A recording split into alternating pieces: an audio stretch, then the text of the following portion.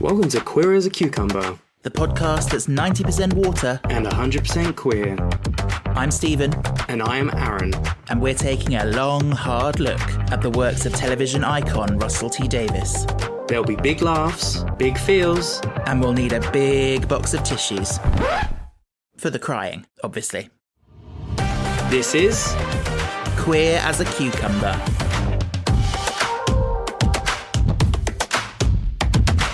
Hello. Hello. Welcome to our podcast. Like, who knew? Well, yeah. Yeah. How are you? I'm good, thank you. Yeah, doing all right. How are you? Yes. It's a busy time at the moment, and I decided a good thing to do would be to add a third podcast into my mix of things to do. Yes. But other than that, I am thriving. Thriving. That's what we like to see. Pride Month. Yeah, happy Pride, everyone. And yes. Thriving. That is what we want. That is the energy we want for Pride Month and moving on, obviously. But yeah, this is our first episode of a brand new podcast, Queer as a Cucumber. Yeah. Which was your idea, by the way, the title and the whole concept. But I love the title, so well done with that. Even that, yeah, just blame me. If it all comes crashing down, blame me, basically. Yeah, Queer as a Cucumber. Like it's got whimsy. It's funny. It's camp. And it's two of Russell T Davies' most popular and well-known. Well, exactly. I say popular. Cucumber wasn't actually that popular, but it was really good. I think it was. Yeah, we'll get to that one. Yeah. I mean, it was popular in my teens.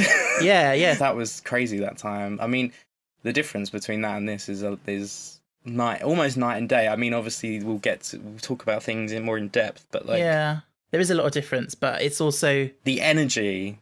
There's still that queerness, which is amazing. Yeah, it feels like it's part of the same family, which I love, and Canal Street, always there. It's like an additional character, isn't it? Bad gay. I've never been myself. I was about to say, have you ever been to Canal Street? No, I haven't. Neither have I. But I would love to go. You know, I did say I was holiday or podcast trip. Yeah. So that's a good start, isn't it? Neither of us have been to Canal Street. Bad gays. Bad gays, basically. Yeah. But yeah, should we say a bit about the podcast and sort of why we are doing this? Yeah.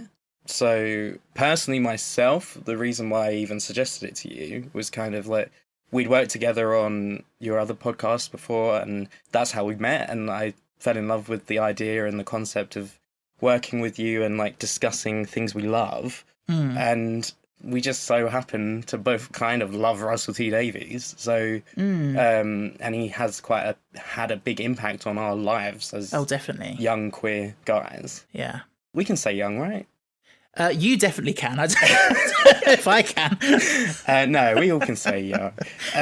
But, I just thought it would be fun and just a laugh, really. I mean, obviously, a lot of the things covered are going to be quite heavy, but we'll try and approach it with fun, laughs, and just a little bit of that cheeky innuendo that we love. Yeah, it's a balance, isn't it? Yeah, absolutely.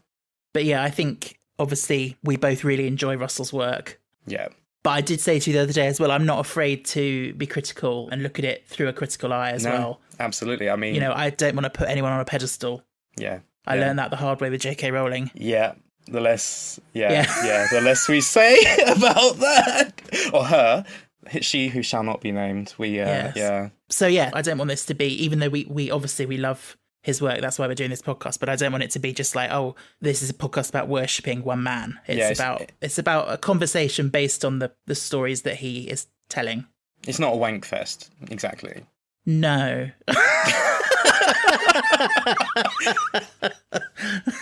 But yeah, no, absolutely, you're so right. And I mean, myself, I literally am seeing probably one of the biggest not RTD fans going. So, you mean your partner? He's not a fan. My partner. Yeah, sorry, my partner. He's not really a big RTD fan at all. That's fair. Which is, and we always have lovely conversations. Hi, Josh. Has he watched Tiptoe? No, he's avoided it. And I said to him I watched the first one. I was like, check it out. It'd be really cool. And then we can discuss it too. I'd love to have your opinion. And he was like, nah, I'm not watching that. It's not my thing. That's fair. That's fair. I was speaking to someone else I know in the sort of queer world, and I said, have you watched, or are you planning to watch Tiptoe? And they said no, because for them TV is like an escapism thing and a fun thing, and they don't want to sort of get dragged into the dark, real stuff that's being addressed, which is, again, a totally fair view. I agree with that completely. I mean, I think that's something that I found with it when I first you've got so many other things going on in your life, and it also, I understand the significance of it being on airing in Pride Month, but like I always feel a little bit lighter in Pride Month and happier in myself. I know that sounds crazy, but no, I get that. I just exist, and I'm like proud of it.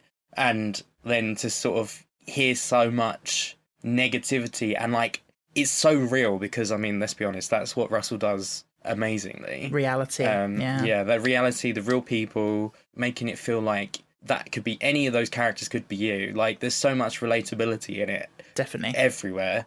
We'll get into talking about the characters, absolutely, but like, and you're going to have to help me because I am awful with names, but it's fine. Yeah. I've got IMDb open as well. That's great. Yeah, great. But yeah, no, just like some of them stand out already. Like the icon that is Leo's like best friend or whoever Melba? she is.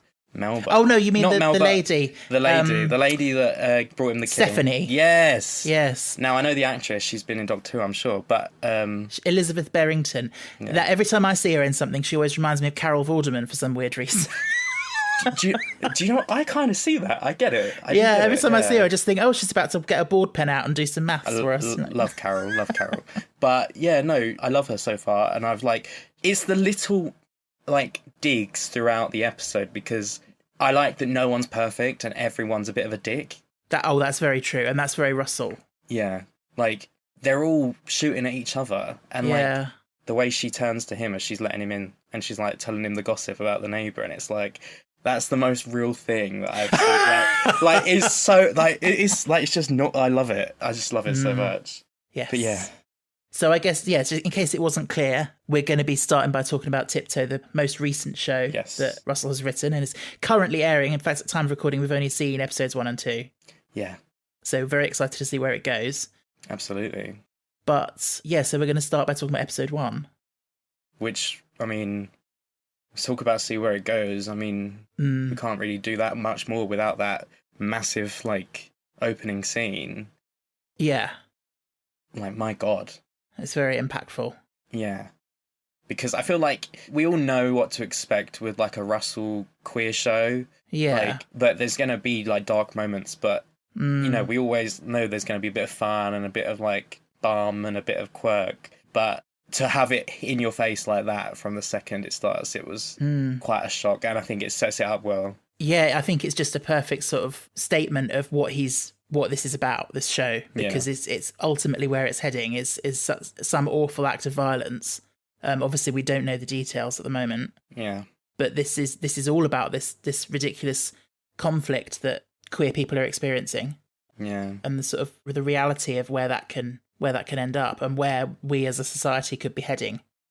That is true. It's something that is very hard to think about, and you sort of don't want to think about it. No, but obviously it's important, and I think Russell giving it a voice and like representing it in this way is good, because people will just not, like, people will carry on, like, it's mentioned in the show, things move on and things change, and that is very true, but like that doesn't help us like right now in this moment. And it did really feel like we were getting somewhere, and it does, you sort of feel like it's going backwards, which is a horrible thing to really think about. I don't know how personal we might get on here, like, but we're both in relationships with people, and the way in which we deal with those relationships and how we exist in the world, like, I know, like, I get the whole, like, the name as well. Can we just, the Tiptoe? Oh, yeah. I relate. I do get it. Like, I'm not exactly the most queer, gay presenting, like, guy. Like, I think not even that's an awful thing to say, like, oh, I'm straight passing or this or that. No, but I know what you mean, because actually, like, being gay isn't easy, but as two white cis men who are gay, we've got it the easiest out of anyone in the whole queer spectrum. Absolutely. We've got that privilege, and we both acknowledge the fact that that is the case, and even still, I still feel it, like, in certain circumstances, like, this is depressing, but, like, I'm not really one to, like, for PDA, because I think I would be, but I feel like because of life and things I've seen and like growing up, I feel like I can't. Oh, absolutely. Yeah. It's the same with me and Ben. Like, occasionally, very occasionally, we might like hold hands or give each other a little squeeze of the hand. And it feels like such a thrill of like, we're doing this in public. Like, exactly. And it's like, and it's weird because we're in 2026, you know, we're not in like 1960.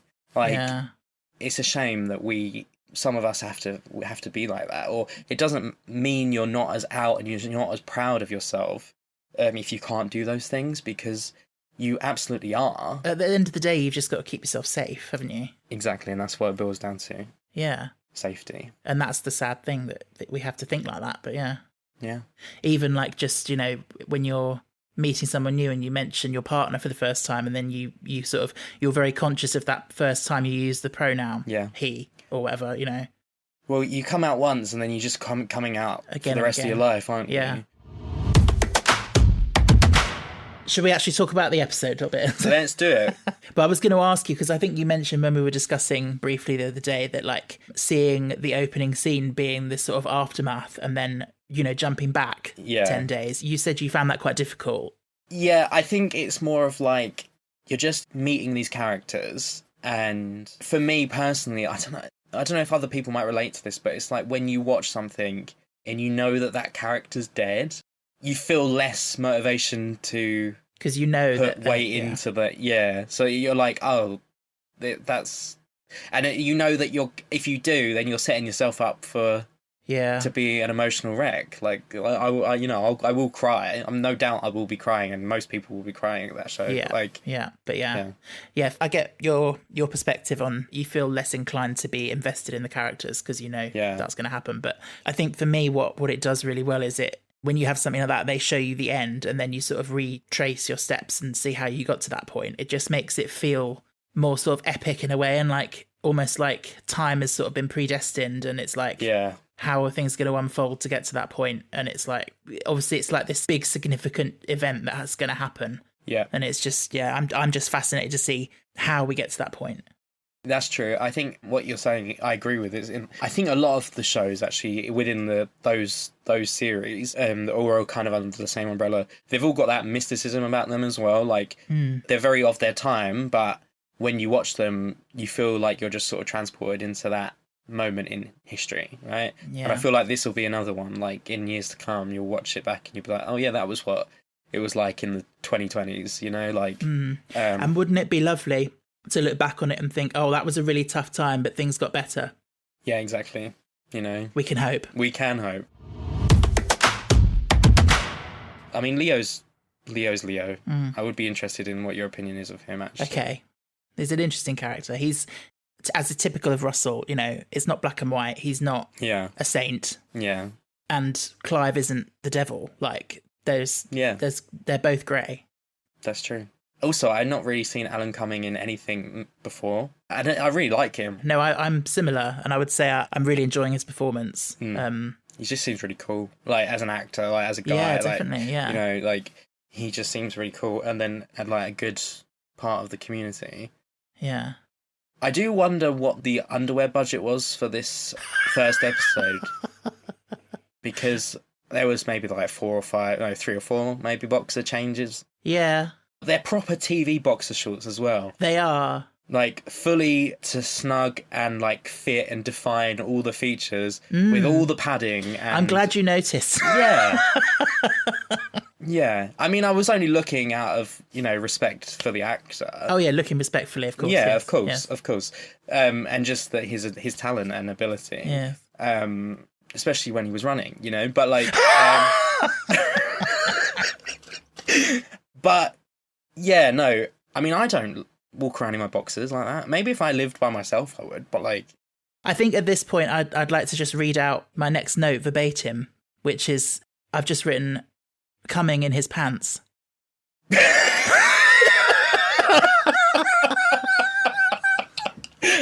And it took 25 minutes, but we got there. I know. I mean, it's a, how can you not say that? It's a gift. Honestly, it is. And I mean, I'm sure he loves it. Yes. So did you enjoy seeing Alan coming in his pants? Hi, TikTok. Yeah, absolutely. Hi, Alan, if you're watching. Yes. Love you, by the way. Yeah. Did you? Yes, I did actually, yes. Anywho, it's a great, like, obviously, aside from the traumatic actual opening, when you actually get into the story, it's a great opening for this bit of the story. Like, it's just such an awkward situation. I mean, but also, like, what the fuck? Like, if you're gonna, like, grind a hookup, whatever, but, like, I guess that was, or he met him in a bar or something. Mm. But, like, to do all that and then nick your laptop, it's like, what? I don't really, unless that's going to be important later, or it's just for a reason to get him out the front door. Probably, I would say. I just thought it was random. Bit of randomness, yeah. Does your local homosexual, like, go and, like, rob you after he's had sex with you? Like, well, some people are bastards, aren't they? Yeah, some people are. Yes. So, yeah, he's locked out, very vulnerable. And the only thing he can do is to go to Clive for help. Yeah, I mean, I do question who's his neighbour on the other side, because if Clive is so, they don't get on very well at all, why does he not go to the other side? But that is true, and I also think that wall between them is very low, like in their front gardens. This is a really, like, this is going to be really British for a minute, but like that wall in their front garden is a bit low. Like, why would it, like, you want a bit more privacy? They both he steps over. Like, they don't even walk around. Like, they just... To be fair, you do get that, though, quite a lot in suburban streets. Yeah. But I just mean, like, if we're being metaphorical... Oh, right. Sorry. I was being too literal. Surprise. The way he just enters and, like, lets himself in. And, like, oh, God. It's all... Yeah. It's all, like... It's just the lack of respect and boundaries. Exactly, and then the two ways, it doesn't work two ways. Like, you can have a key, but I can't, and this, and just that's really disgusting. And Clive, as a character, is, I mean, he's just a typical, like, neighbourhood dad, I guess, isn't he? Like, yeah, he genuinely actually really reminds me of my next door neighbour when I was growing up. Oh, really? Like the staring eyes and like like he's not like nasty, but he's just a bit like intimidating. No, I know what you mean. Clive is just, and like, not to jump around, but while we're just analysing him and talking about him, like, with the end stuff that happens, it's quite telling of him and his character compared to all of the other characters that we saw in that scene. 100%. Like, I couldn't really wrap my head. I'm glad it didn't go to where I thought it was going to go, because all of them were enjoying themselves, and I see. Yeah. I thought he was going to be enjoying himself. Well, you say that, but I think even without him literally going there, it's showing that it's the same thing for him. It's like, that's where he's getting his thrills. Like, yeah, that's true. Yeah. I'm too literal. Exactly. Yeah. and it's also the way, like, that Leo isn't sexualizing his sons, like no. Clive's sons, but one of them he is. But... Well, yeah, but I mean, he's a very attractive 25-year-old guy. Like, well, yeah. More on that later. But then, it's Clive that is automatically putting that idea of Leo, like, that he's got out there, because and it's just how he views, and it's how a lot of people view gay people. Yeah, which, I mean, it's complicated and it's tricky, because actually, as we see in this show, exactly, there is a hypersexual element of queerness, but that's probably largely because of it having to be repressed so much that it's like, actually, when you're able to just be open and be yourself, it just comes out and you can just have fun with it. Going on from that thing about, the way he views gay people as hypersexual and all that, there's also the whole thing of, this man who ran off with his laptop, it was a hookup thing. And then there's the nosy neighbour who, says what it was going on. And it's all a bit awkward, and Leo's embarrassed about that. Yeah. It's just such a completely different culture. They're living right next door to each other, but it's such a completely different world inside their houses. Yeah, exactly. Yeah. Yeah, and it's just awkward. Yeah. Like, Clive's so offended by, like, Leo making, like sex jokes, or, like, Yeah. But he's just more in touch with it. But then at the same time, Clive probably wishes that he was, like, if you really want to get into it, like, Clive's probably jealous of what Leo is. Exactly. I'm sure a lot of it stems from that. Yeah. Because people, straight men are so repressed. Yeah. And I am sure there's so many, like, cis, straight, married couples, and they often end in the way that things are going for Clive and his wife, where, like, you know, she's screaming at him because he's probably done X, Y, and Z, and, you know, chucking him down the stairs with his duvet. And, I mean, Slay Queen, work. Yeah. You listen to your audiobook and enjoy yourself. Do your thing, you know. Listen to your heated rivalry audiobook and flick your bean. Anyway, no. So that's where I was going. Yeah. So, and actually, I wouldn't be surprised if, like, a few episodes in, something happens where, you know, like, I kind of see that on the cards. I don't know about you. Do you, like, with Clive? I get an impression that he's probably, like, at least somewhat, like, curious, or at least like in some respect. Yeah, well, I think often, you know, the most sort of vocal homophobic people actually are, you know, just trying to repress something within themselves. It's the sort of like internalized self-disgust. Absolutely, but they love a bit of dick. Yeah, but I don't know if I see it going that way with Clive. I did notice later on the scene where he's installing the key safe. There is a bit where his face goes very close to Leo's crotch in his boxes, that. And I thought, oh, that's a bit interesting. Yeah, there was a few times, like just in the precursor to that bit, where like as he walks past him in the hallway, he like sort of you don't see anything, but it's like he as conveniently as he could when a man's in his boxes, you know. And then obviously what you said at the doorway. So it's like little things like that. But I think a lot of it actually with Clive is more about intimidation and actually like, you know, like I can be close to you and I can dominate you. Yeah. Yeah, that's true. I think it's more that possibly, but yeah, we don't know at this point. But yeah, no, I agree. And it is that intimidation, I think that's what, like, just the blatantly coming into someone else's house is just crazy. Yeah, I can't. That is just, I just can't wrap my head around that. It's awful, yeah. That's all part of it. It's all part of the same thing of like status and like I deserve access to you because you're nothing. You're just some weird little creature that lives next door. Yeah, and it's just like gross. I wanted to call out the flashback scene where we see, you know, the morning after the hookup. Yep. And just the kind of awkward inclusion of, I've never tried gooning before. Oh, oh God! It's like it's almost like Russell's gone on Urban Dictionary and been like, what is the 2026 word that I can just put in there? Oh, yeah, that's true. You know, now you say that.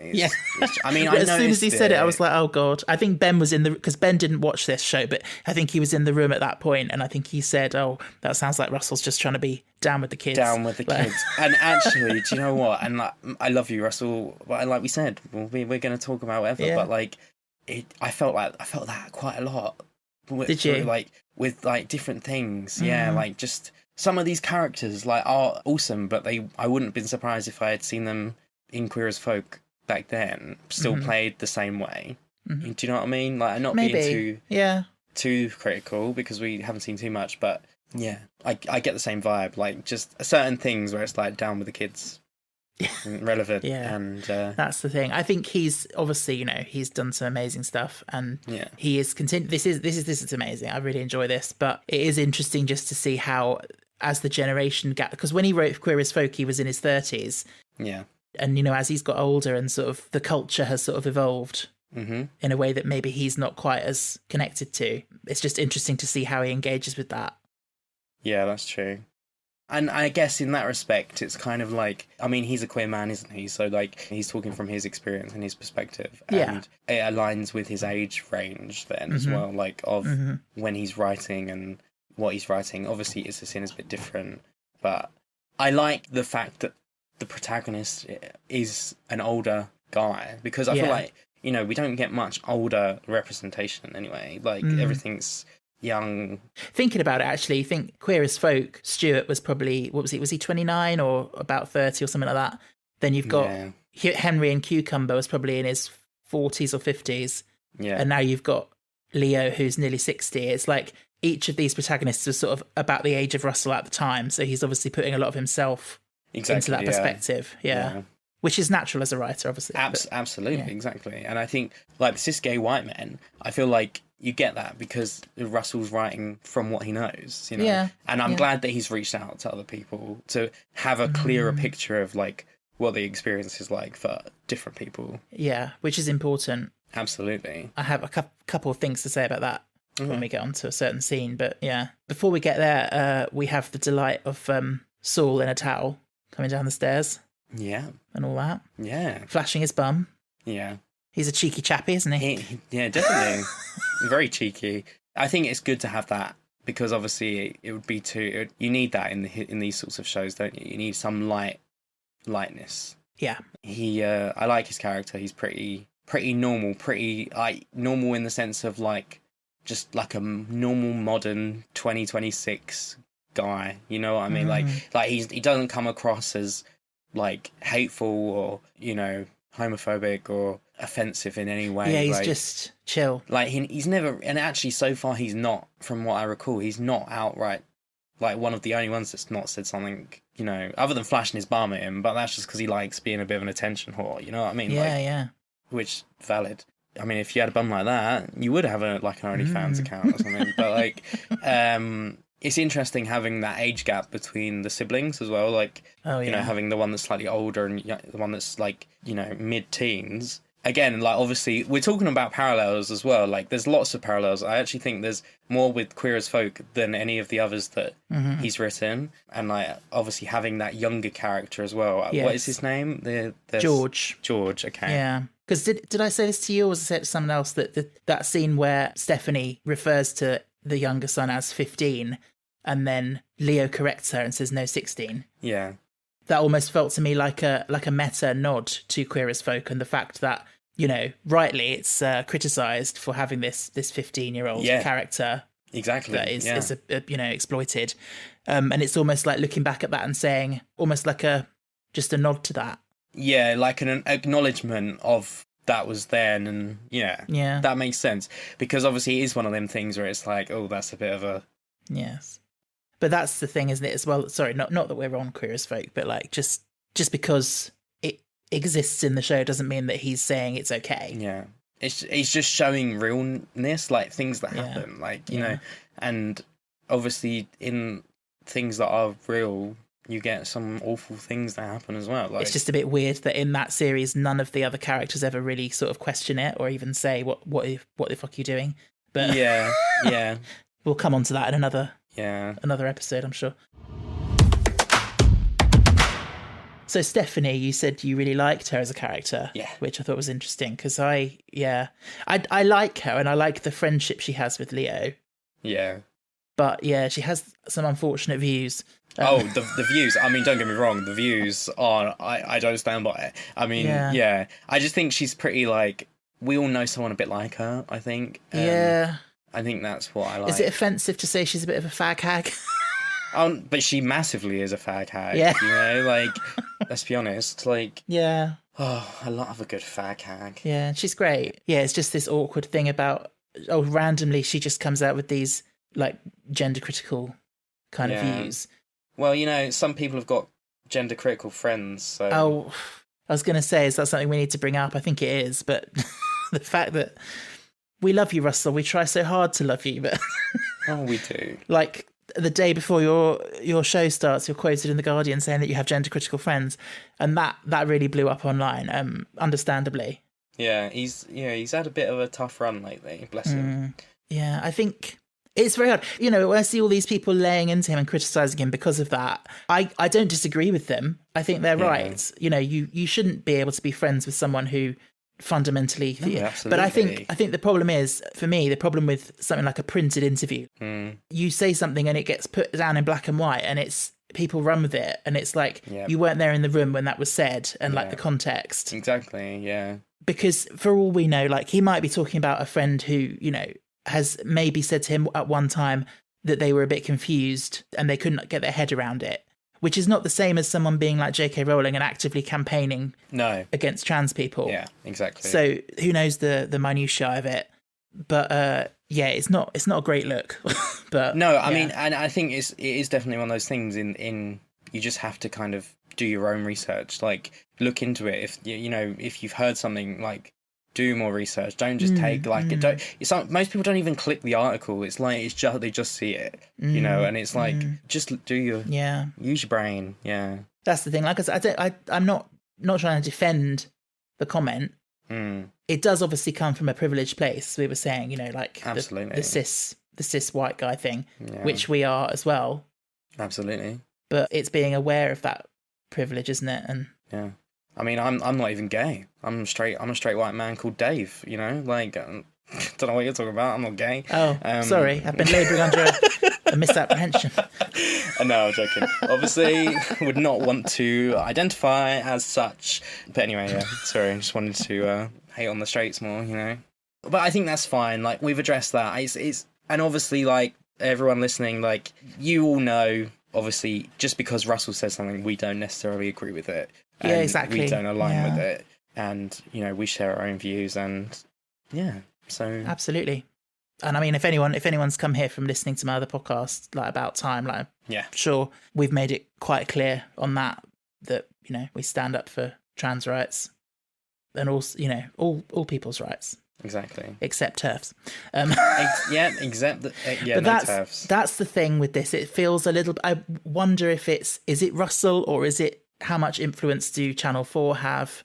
Is it a question of they've asked for, quote unquote, a more of a balanced view, so as not to piss people off? But, you know, that doesn't make sense to me. I think saying a balanced view, that's true. Like, the way they all are, like, everyone is being some level of prejudice, like, in the show. And, you know, when it's coming from within your own community, like, that's the big issue, isn't it? Like, let's be honest. Like, things like the LGB without the T, like, you know, all that bullshit, like, that's vile. Yeah. And it just, you know, we all exist and we all go through the same things, and people should be there to support each other and not fight amongst ourselves while, you know, the dickheads above are clapping because we're fighting it out. Oh, absolutely. You know. I also just wanted to shout out the score by Sam Watts. So on almost all of his dramas, Russell's collaborated with Murray Gold. Mm-hmm. And Sam Watts, who did the music for the Sarah Jane Adventures, lovely, back in the day, has been given the opportunity to do this score, and I really am enjoying it, sort of as a music geek myself. Yeah. Like, it feels to me like, because we said about how this does fit into the same family as Queer as Folk and Cucumber, it kind of feels like it fits within that world, but it's also got its own identity. Yeah. Like, the use of the vocals sort of reminds me of Cucumber. Yeah. Very much. I do think music is such an important part of Russell's work. Mm-hmm, absolutely. His scripts have such energy. Like, the music really sort of helps to drive it along. Yeah. And the sort of relentlessness of everything. Yeah. So, I've really been enjoying what Sam Watts has been doing with the score so far. It's always very good at building up those moments of, like, anxiety. Like, and they stay with you. That's what I feel like the music in a lot of Russell's shows, like, it always stays with you for one reason. You turn it off and then you just have it go through your head. Yeah. But it's like, it just has this momentum to it, and like, as well, the fact that we know this whole thing is heading towards something big and horrible that we saw at the beginning. Yeah. The music, a lot of it does feel like it's sort of just relentlessly sort of charging ahead towards this point. Yeah. It's very good. Yeah, I agree. So, Canal Street. Yep. Spit and Polish. Great name. Leo's Bar. Yeah. I mean, I love. Yeah, it does what it says on the tin, doesn't it? I wonder if that was like, it was ever mentioned in any of the other shows, because that would be quite a cool little. I wouldn't Easter be egg. surprised. Yeah, I don't know off the top of my head, but yeah, there's always some interconnected things, aren't there, in these shows? Yeah. Even, you know, characters returning. But what I loved in this scene is something that we'll see multiple times, but this thing that happened to Leo, of him getting locked out in his pants, the way he tells the story and exaggerates it. I started bollock naked.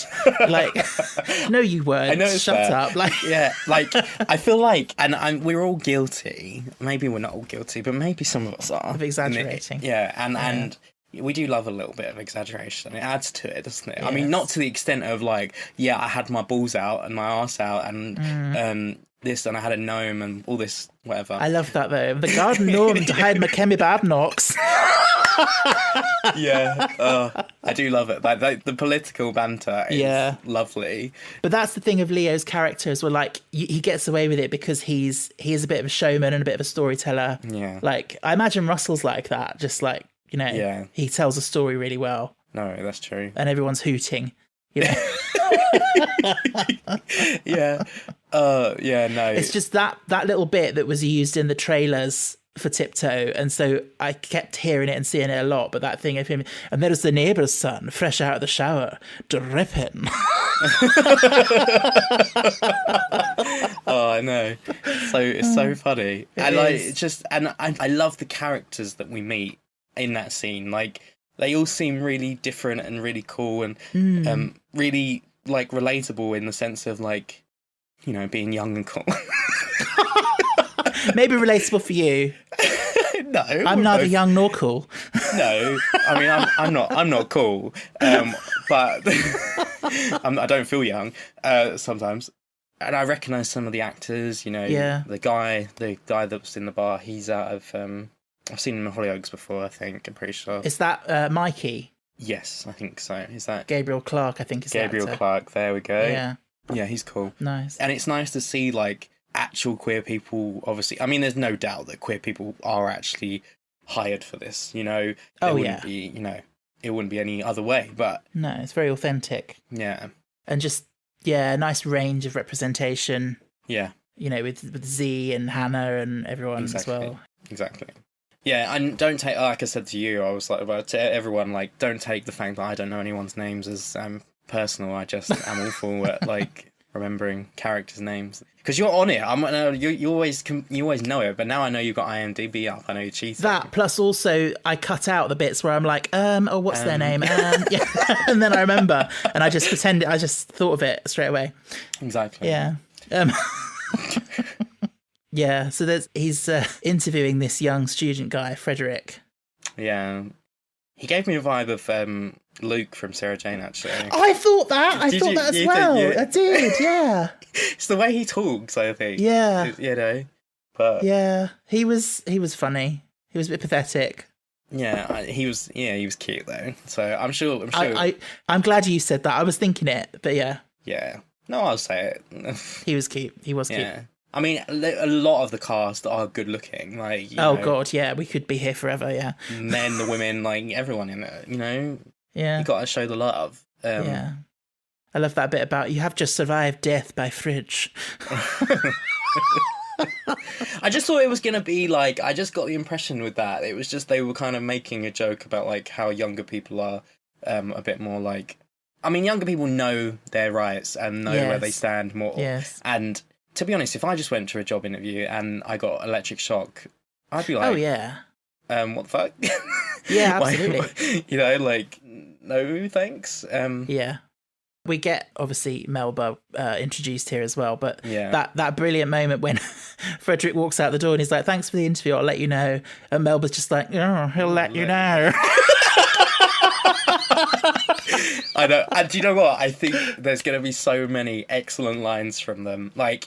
Yeah, I got ever so slightly sort of almost a Maggie Smith vibe for some of the moments. Yeah. Yeah, I mean they're very that, aren't they? Like fabulous, exactly. Yeah. I mean, don't necessarily agree with some of the views, but you know they are iconic, and I mean, I feel like they're only going to continue to be. Russell's good at writing a proper queen, you know, like yeah. So that's great, and I mean the look's iconic as well. It is, and I think that you know Melba's whole vibe, like it's what it's intended, right? Striking, stands out, you know, challenges norms, protest. exactly, protest. Queerness is a protest, exactly, and like, and I think it's because obviously like older queer people live through a time, and obviously younger queer people just live and want to live, and just because they sort of grew up in a world that was laid out because of those queer people that came before them, and so you sort of take it for granted. And so obviously with Melba, it's like they're still fighting, they're still protesting, you know, absolutely, to this day. And there's something quite solemn and sad, actually. Like, you've got someone like that is, like, you know, like they said, like, walk into a room and it's jazz hands, and, like, you know, they are who they are and they're a vibe. But, like, that sadness that comes along with it. Yeah, it's obviously a very important character, and it's kind of like that outsider perspective, because they seem like quite a loner, even though they're obviously friends with Leo. Yeah. And it's like being on your own a lot, like you sort of see society like an observer. Yeah. And they can make comments Yeah. on society. While we're on Melba, like, the scene with the drag queen, Oh. like, that's where I fell in love with them. Yeah. Because, what was it? It's like, you fucking Tory. Yeah, because the comedian says something about be kind. Yeah. Yeah, and they're like, don't pretend to care, you fucking Tory. Yeah, I love that. Yeah. Like, what a line. Like, oh. It's true, because actually, like, a lot of, like, drag queens and queer people, you know, it's surprising, like, the amount of, like, kind of right-wing queerness there is. It's mind-boggling, isn't it? But, you know, it's like, you're sort of siding with the enemy. Yeah, it's very strange. So to say. Yeah. I'm not 100% sure what Melba's identity is. I don't either. But they're fabulous, either way you look at it. Absolutely. But I thought it was interesting that they referred to their lipstick and lashes as drag. Yeah. They said, do you know what drag is? This lipstick, these lashes. Yeah. And I was like, up until that point, I wouldn't have thought they were in drag. I thought that was just how they... Yeah, I mean, I suppose the idea of drag and everything, I mean, where it originates from, like, it was rebellion, it was expression, it was, you know, and, like, RuPaul, something he says, you're all born naked and the rest is drag. I'm sure Ben's said that, or you've heard it. Yeah. But, like, it's true, like, every day's drag. We're all technically, we're who we are, but the way we put ourselves out there... It's how you present yourself, Yeah, exactly. Yeah.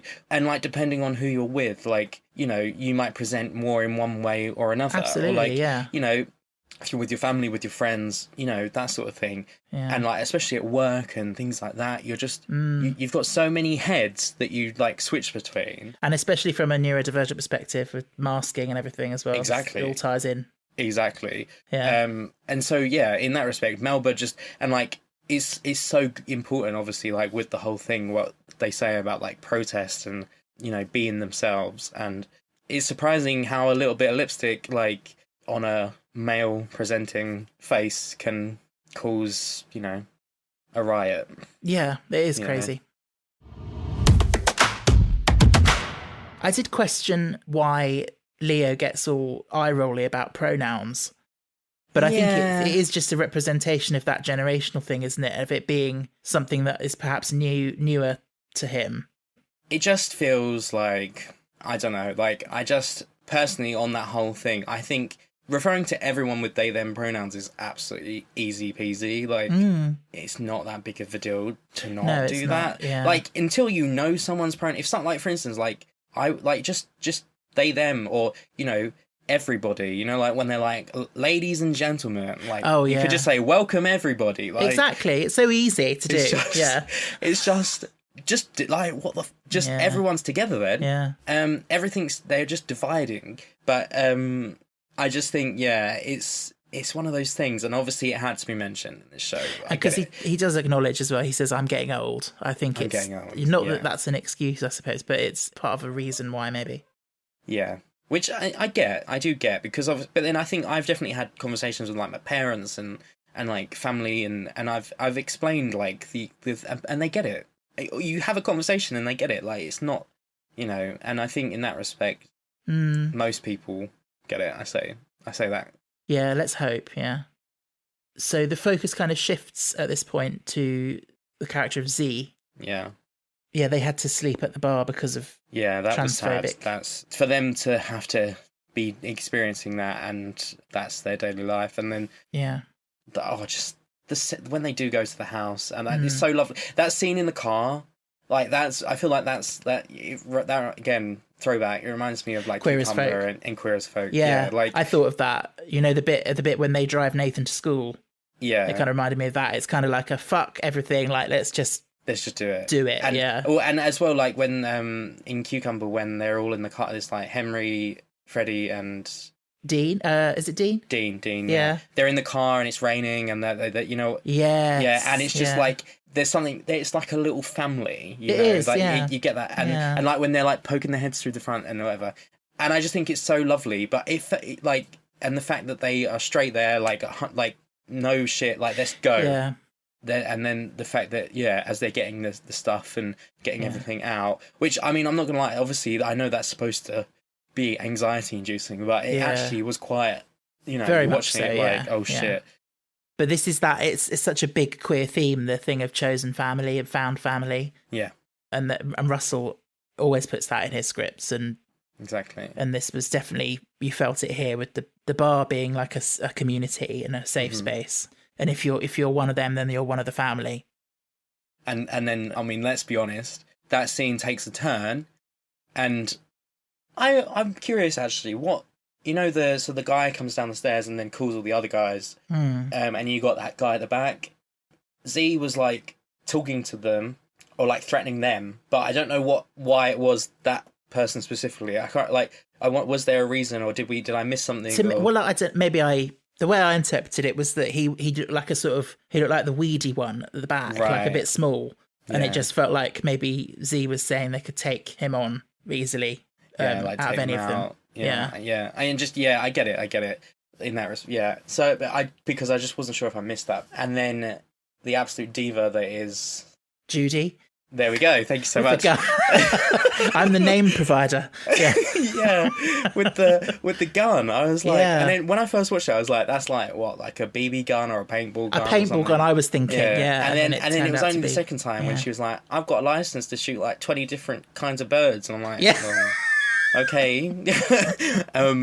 But then so when she shot, I was like, oh shit, so she was actually shooting live ammunition at the, like, I mean, the way they ran was hilarious. Very Scooby-Doo in quite a serious moment. Yeah. But it's just a great moment. It's just chaos, isn't it? Like, get in the car, bloody tires squealing, guns shooting. And stop to let the lady Yeah, and the I love that. cross. Yeah, I know what I'm doing. Yeah. It's very, very cute. It's like, for chaos, it's wholesome chaos. Yeah, exactly. Yeah. In a moment of, like, turbulence. Yeah, no, I think that's a very good scene, actually. Yeah. And it really builds up those characters. And let's see Judy with a gun more. Like, that's not a euphemism either. Judy, like, get your gun. Yeah. Get your gun out. Yeah. Sun's out, guns out. Yeah, exactly. Or buns out in the case of Saul. The name provider strikes again. There we go. It's gonna keep happening. I'm sorry. That's fine. I don't mind. Like, I don't mind. Melba's monologue, which is a huge pivotal point in the episode, and this is where, like, okay, from one point of view, you could say maybe this is where it gets a bit quote unquote preachy. Yeah. You could say, oh, it feels a little bit like now we're just sitting down to have a queer history lesson, or a not even a history lesson, or just a lesson on the present. Yeah. But, you know, it's needed, and it's real, and it is needed, and it affects these characters, and it affects us. Yeah, I mean, if you don't keep up with it, you're not gonna know. Like, you know, and I mean, obviously, like, the people that need to watch this show aren't gonna watch this show. No. But even, like, you know, the people that just fancy watching a TV show, like, they might hopefully watch it and think, oh yeah, like, that's true, like, you know, and change their views. You know, I'm sure that that's happened. Hopefully. You can hope. But I wouldn't say it's too preachy where it's like, no. This is unbearable. No, not at all. Like, having an older queer person, like, talk about queerness, like, from, like, a historical point. Yeah, absolutely. There's something that feels right, you know, like definitely. in your like, soul. I think it's great. I can just imagine maybe certain people watching it and thinking, oh God, here we go, soapbox sort of thing. I do think, like, real younger people are going to find this show quite, like, I feel like they're going to dismiss it. I would say that. Like, I think you'll probably get, like, the closeted, like, queer kids that watch it, and, like I did with, like, Cucumber and stuff, and, like, it is what it is. It's like a transitional piece of television, isn't it, for a queer person? Yeah. I just love the line, you know, you're queer in 2026, it's a political act. Yeah. It's so true. When they do then progress further, like, there's certain things they said about, like, the women commenting and, like... Yeah, that was one moment that made me double take a bit and think, oh, really? Yeah. Did that have to be in there? Yeah, it was like, it changes the context a little bit, I feel like, because at one point, like, it felt so endearing, and then it kind of, you went back and it was like, oh shit. There's a little bit of transphobia in this as well. I know, it was like this beautiful cake that then just had a little bit of poo on it. Yeah. Yeah. And it's like, you don't want to eat any of that cake now, because... The shit icing on top. Yeah. Like, I understand why they're making so many of the characters have these, like, comments about trans people, because sadly, so many people feel that way about trans people, which is fucking disgusting. Yeah. And, like, within the community, extra. But I also think that, like, a point that maybe Russell was trying to make, that two opposing viewpoints just shouting and screaming at each other isn't going to solve anything. Yeah. And I don't know what the answer is and how you do solve these things, but it's just a very, very toxic situation that we're in. It is. It's a hard thing. And actually, within that scene, I think probably my favourite part, when Melba's talking to Leo, and it's that moment of like, no, I loved you though. Oh, I love that bit. You know, I always have. It's so sad. It's just sad. Melba's a very relatable character. Yeah. To me, anyway. Just sort of quite lonely, I think, quite an outsider. And that, sadly, that's quite a lot of people within the gay community. Yeah. But we're all outsiders. Yeah. But some of us are outsiders from the outsiders as well, so... Yeah, that's true. Yeah. You know, tribes and... Yeah. You know. And for me, the really depressing bit of their speech was they've always hated us, only now they don't have to pretend anymore.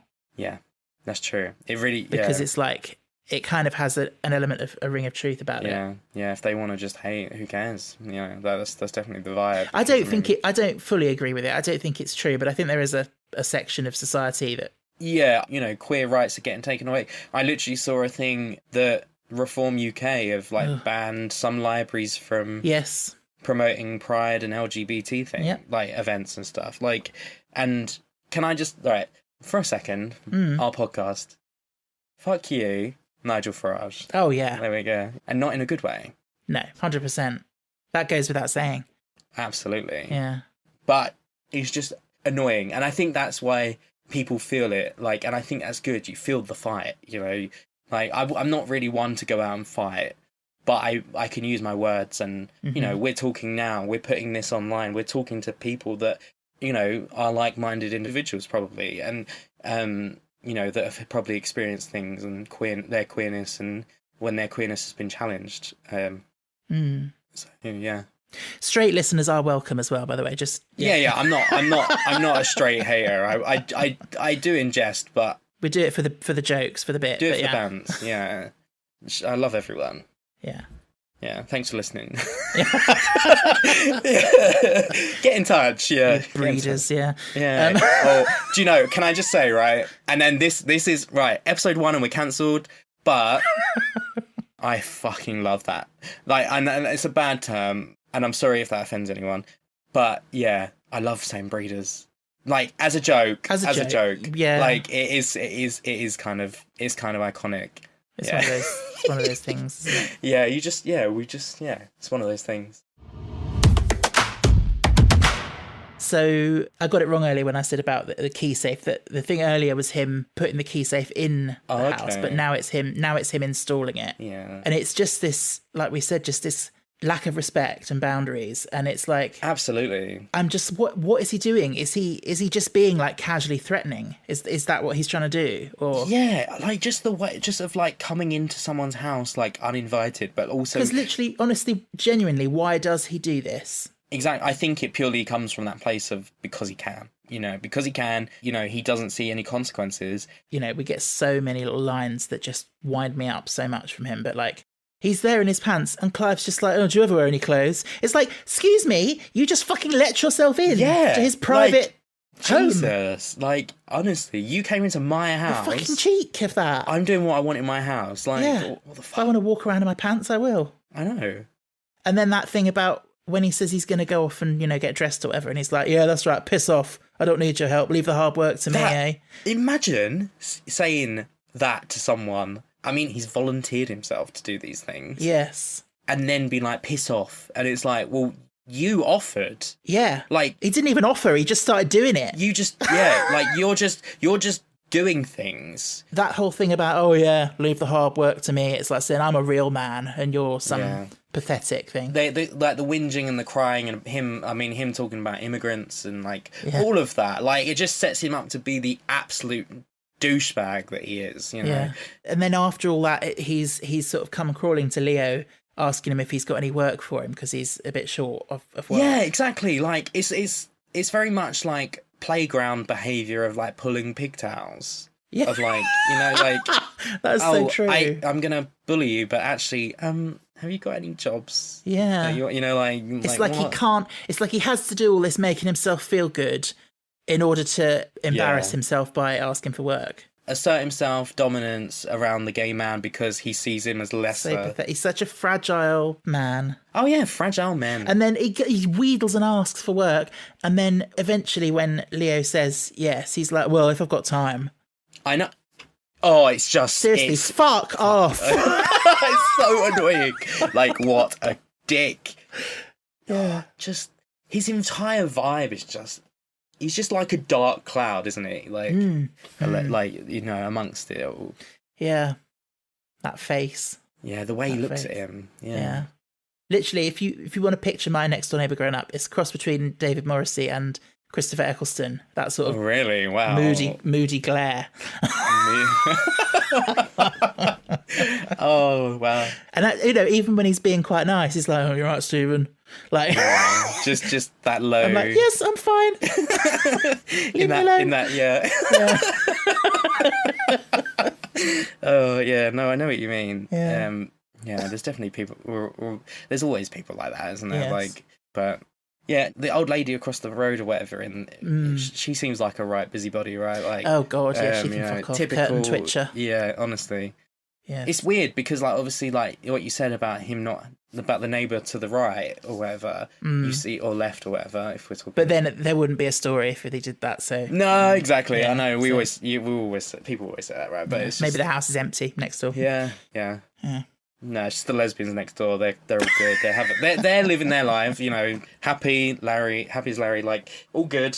You can't tiptoe in Doc Martens. No, exactly. Oh, they'll have you for that. Yeah. But yeah, no, like it was a very good episode, and I mean, I remember. So when I first watched that one, and I messaged you straight after because did you watch it live? The first one I did, yes. Yeah, I did as well. I just sort of feel like I don't watch TV live much anymore. I know what you mean. It had a sort of excitement about it. Exactly, and also like there's something quite charming about like, you know, laying in bed watching a Channel 4 drama that's on in like at 9 o'clock. I will say the scheduling is so annoying. It's very of our current times. Yeah. And I remember Russell's Instagram post from his own account explaining when it was going to be on. And like, you know, it's on Sunday night and Monday night, but also episode 2 is coming out on streaming, and then it's blah, blah, blah. And the funniest bit was the end. And I know I promised I wouldn't do an impression on this podcast, but you have to. At the end, he's like, imagine explaining that on the One Show. That was so funny. Which I think he did. I don't know. Probably, yeah. But there was part of me, I held off because I was like, I'm going to watch that. I'm going to watch this one on streaming. And I was like, no, I'm not. I'm going to wait. And then I watched the second one live on Monday as well. Okay. And it was so much better because I think if I had just gone through both, I would have just been like, oh, that was a lot. And then... yeah, it's done. Whereas I actually got to sit with episode 1 and then I got to sit with episode 2. I get that. I love streaming, but like, yeah, there's something about TV when it's on as opposed to all at once, you know? Yeah. We need to talk about the ending of the episode. Yeah. So we've just got to the kind of, and I choose these words very carefully, final climax. Oh, I was like the final bit. I'm like, what final bit? And then of course, how can I forget that final bit? Yeah, how could you forget that bit? All I'm going to say is, Jesus Christ. Like, yes. No offense to the religious people, no. but wow, that was a lot. It was a lot. Like, pop off. Like, you know, they did their thing. They and really I mean, did, yeah. and also like the way it was done, where it was like across all the different genres, the different like age groups, the different Yes. like interests, you know. Yes. You know, and I think that's so cool, like and like representation, because I feel like obviously having a male lead, it was cool to then have like that female representation. Yes, that was nice. And obviously, I mean, with the wife, it did feel slightly like a joke. yeah, Her little smutty book. yeah, But yeah, I know. which I mean, yeah, like the fair play to her. I mean, with a douche of a husband like that. Well, yeah, you got to get your thrills somewhere. Yeah, exactly. And also, let's just talk about the elephant in the room of that scene. I'm assuming it's an elephant, but who knows? You're talking about Saul and his OnlyFans. Yeah. Yeah. Well, it was just, I was like, wow. And then I know. because I didn't expect it. I only noticed this on my most recent watch before recording. On your 15th rewatch. Yeah. Only 15. Wait, Monday, Tuesday, maybe. Yeah. But no, it made me die with laughter because, you know, it keeps cutting to the screen of like the comments and things. Yeah. When he takes his boxes off, there's a comment that flashes up that goes, "Look at that monster." Look at that monster. That's crazy. Like, it's so like relatable and believable. Yeah, all of that stuff, I loved it. It was just like so well done and like not overdone. But it's very like exposing and like vulnerable for, you know, Russell as a writer to put that out there, but also like the performers. Like it's very very vulnerable. That's true. I mean, you know, to film those kind of scenes. Yeah, I mean, I think nowadays as well, like in media, like there's so much more what they called intimacy coordinators. Yeah, that's it. Like all of that. I mean, stuff that probably wasn't there like 30 years, 20 years ago. No, definitely even. not. No. You think back to Queer as Folk, there probably wasn't that much on that. Yeah, and they kind of needed it. Yeah, exactly. And so it's all done correctly, obviously. Oh yeah, definitely. But it's done well. It's a big deal. Absolutely. I mean, you know, major respect to all of the cast and crew. Like, you know, the fact that some of these things that are being shown aren't easy to be even shown like in like a theoretical context in a TV show. You know, they're still saying those things. They're still experiencing those things. And especially if they have experienced those things themselves in the real world, like major respect to them for being able to like, yeah, absolutely, you know, push through it and show that. Because it can be hard, obviously. But yeah, no, then Clive is actually just watching people die. Like, yeah. And that's how he gets his thrills. Yeah, it's quite the contrast, isn't it? It's really it's like a bucket of cold water.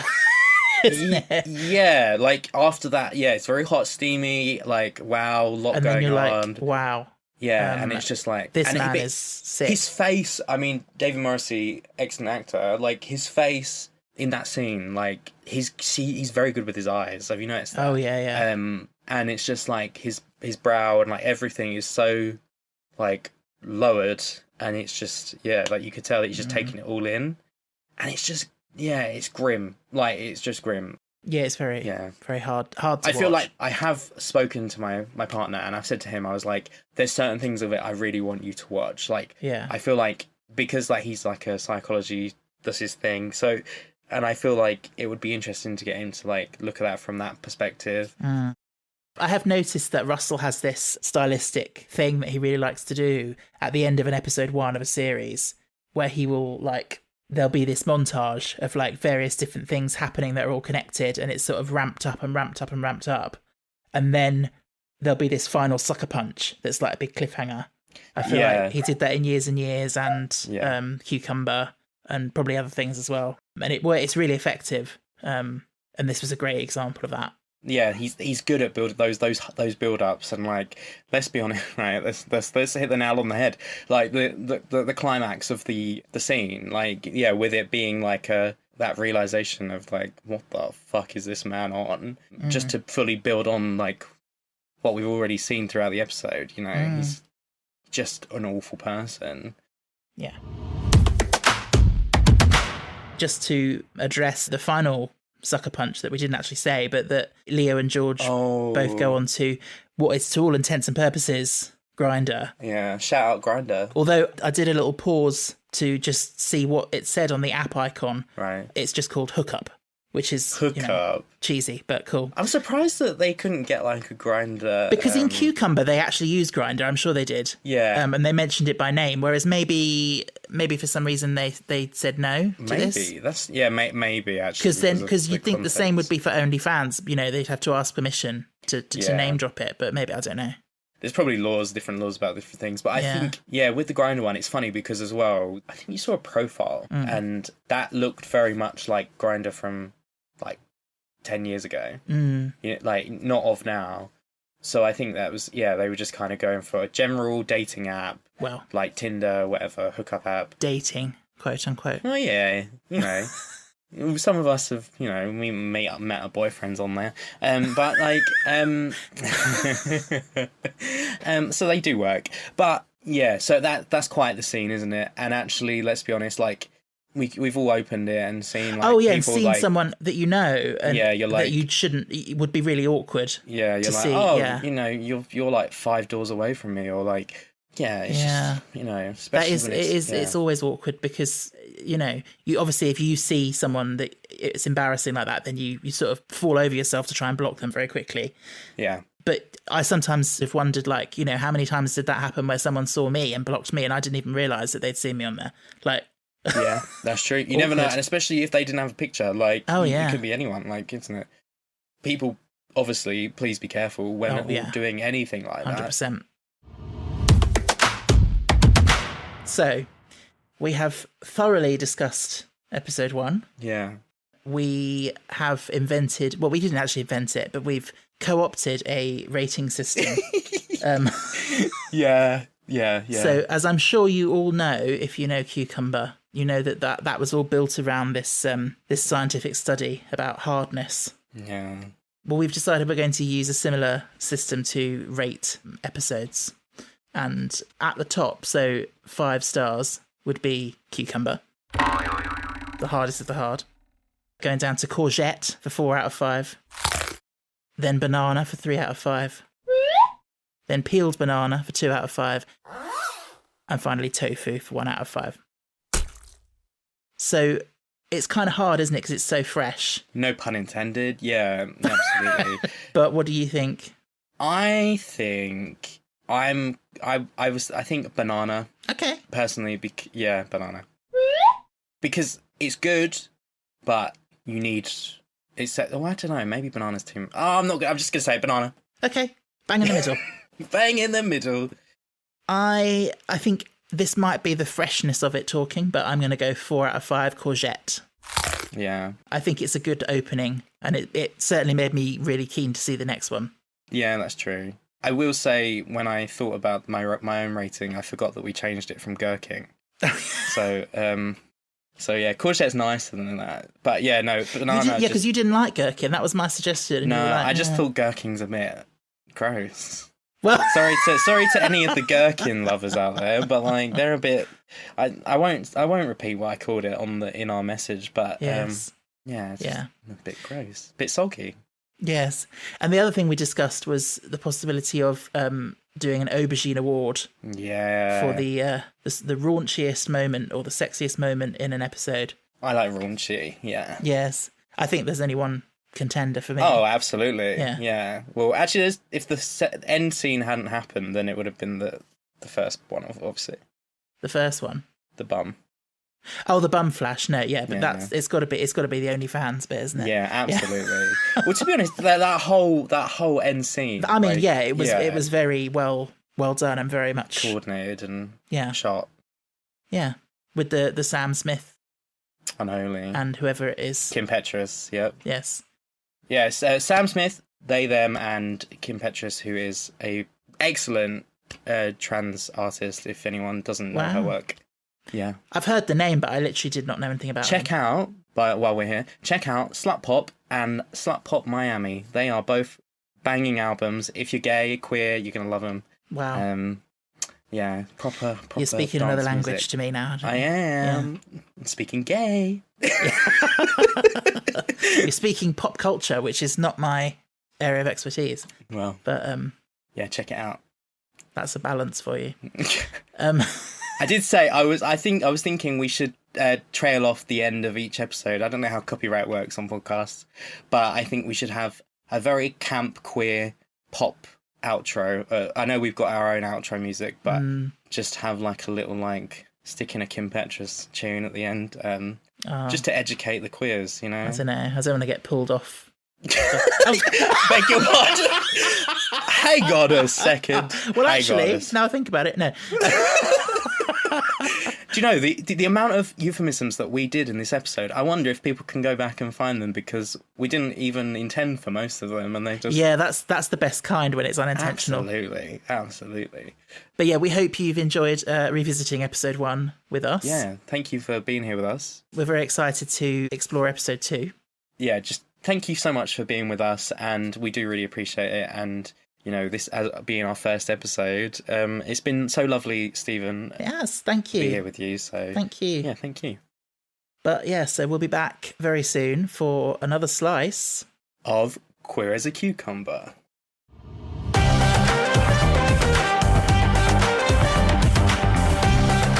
Thanks for listening to Queer as a Cucumber. If you'd like to stay in touch, you can follow us on Instagram or TikTok at queeraspod. Or you can email us at queerasacucumber@gmail.com.